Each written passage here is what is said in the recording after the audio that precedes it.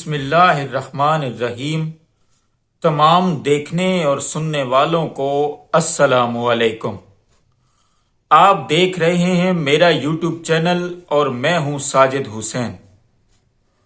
آج صبح میں نے ایک ویڈیو دیکھی، ڈاکٹر وقاص صاحب اس میں گفتگو کر رہے تھے اور اس میں وہ ڈاکٹر جاوید اکرم جنہوں نے پچھلے دنوں پی ٹی آئی کا ایک کارکن قتل ہوا ضلع شاہ، اس کے قتل کو ایک حادثہ بنانے کی کوشش کی۔ وہ ڈاکٹر وقاص صاحب اس ڈاکٹر جاوید اکرم کے اسٹوڈنٹ تھے۔ وہ بتا رہے تھے کہ یہ پوسٹ مارٹم رپورٹ جو میں نے پڑھی، اس کے بعد آپ کس طرح سے یہ کر سکتے ہیں کہ اس قتل کو ایک ایکسیڈنٹ بنا سکتے ہیں، ایک حادثہ بنا سکتے ہیں۔ اچھی خاصی انہوں نے اپنے استاد کو سنائی۔ انہوں نے کہا کہ آپ حق اور باطل کو کیوں آپس میں ملاتے ہیں؟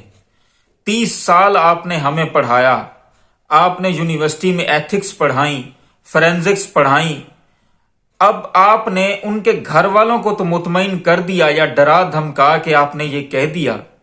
ڈاکٹر وقاص جاوید اکرم کے بارے میں کہہ رہے تھے، انہوں نے کہا کہ آپ نے ان گھر والوں کو تو ڈرا دیا، لیکن آپ کس طرح سے ہمیں بعد میں ایتھکس کا بھاشن دیں گے یا فورینزکس پڑھائیں گے؟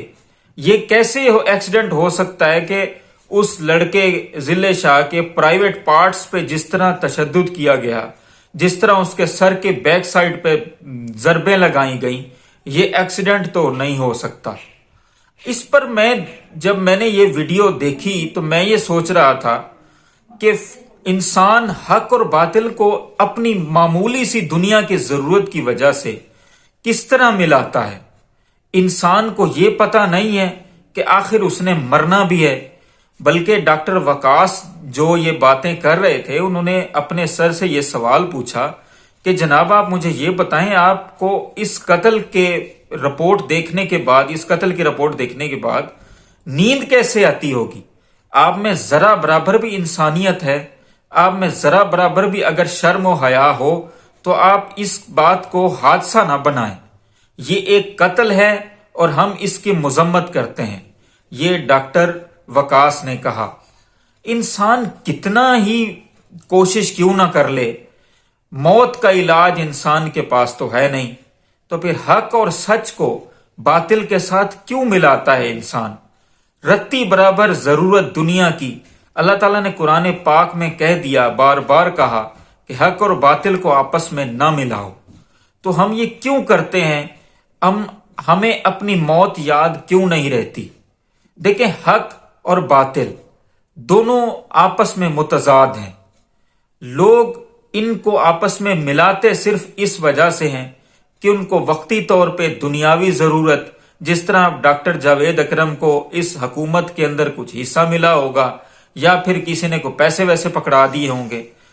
اسی طرح یزیدیت تھی، جب حضرت امام حسین علیہ السلام ایک حق کے لیے نکلے تو یزید کیونکہ ظالم تھا، سب اس کو جانتے تھے، لیکن اس کی خوشنودی کی خاطر حضرت امام حسین کے اگینسٹ کھڑے ہو گئے۔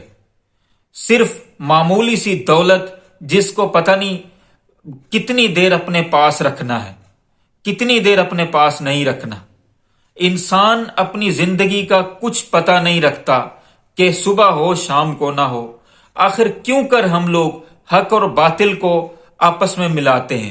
حق اور باطل اللہ تعالیٰ کے دو ایسی چیزیں ہیں، اگر حق کے ساتھ ہیں تو وقتی طور پہ آپ کو کچھ پریشانیاں ہو سکتی ہیں، کچھ اداسیاں ہو سکتی ہیں، کچھ ایسے معاملات آپ کے ساتھ ہو سکتے ہیں جن کو سن کر، جن کو دیکھ کر آپ کو تکلیف پہنچے، لیکن اللہ تعالیٰ کے آپ مقربین بندوں میں شامل ہو جائیں گے۔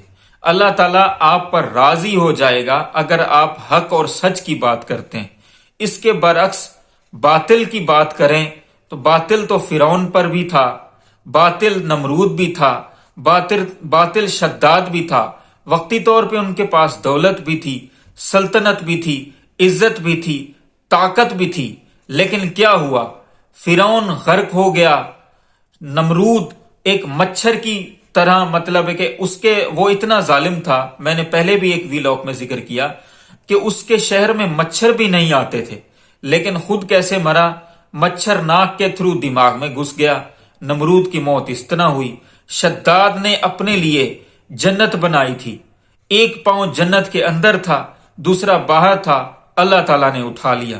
ظالموں کا انجام اسی طرح ہی ہوتا ہے. ظالم لوگ کبھی کامیاب نہیں ہوں گے اور نہ ہی کامیاب ہوتے آئے ہیں. یزید کی موت ایک عورت کے ہاتھوں ہوئی. جنگل کے اندر 3 دنوں کے بعد اس کی لاش ملی. تاریخ یہی بتاتی ہے. ظالم کبھی فلاں نہیں پاتے. ہمیں چاہیے کہ ہم حق اور باطل کو آپس میں نہ ملائیں، بلکہ جو شخص یا جو لوگ حق اور سچ کے ساتھ کھڑے ہوں ان کا ساتھ دیں. اللہ آپ کو آسانیاں دے اور آسانیاں تقسیم کرنے کی بھی توفیق دے. اپنے آس پاس رشتہ داروں دوستوں کا خیال رکھیں. ہمارے اس چینل کا بھی آپ کا بہت بہت شکریہ.